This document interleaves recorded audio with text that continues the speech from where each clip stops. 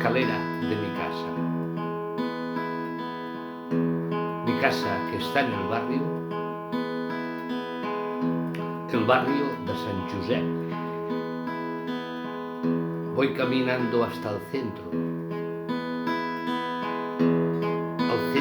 l'Hospitalet. Mi primer colegio está abandonado, todo está desordenado. No cambiéis nada más, dejadlo como está. Aún quedan cosas antiguas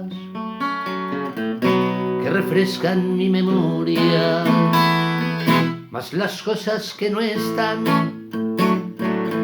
las llevo en mi mente, me ayudan a recordar, revivir el pasado. Devolvedme los adoquines que ahora son asfalto, las luces y sombras, los aromas y colores, la fuente de agua que aún está en la esquina, el muñeco Michelin de los neumáticos Mata, la tienda de los garbanzos cocidos, en la esquina el surtidor de gasolina, el olor a pan de la espiga, sacan grandes cestos de chuscos de pan. Rambla del Hospitalet, Rambla Just Oliveras, la casa de las galletas Solsona.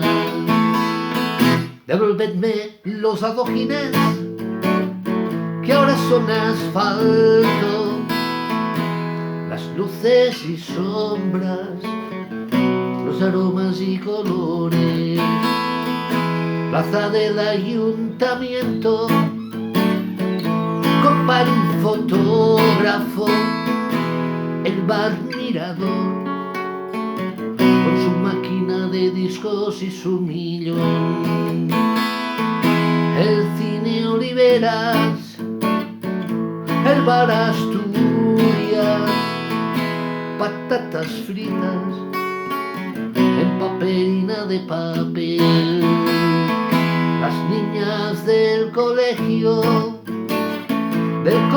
las monjas con su uniforme ajustado y sus faldas cortas, la parada del Oliveras, la granja Sule con sus platos de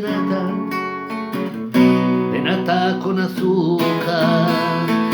Devolvedme los adoquines que ahora son asfalto, las luces y sombras, los aromas y colores.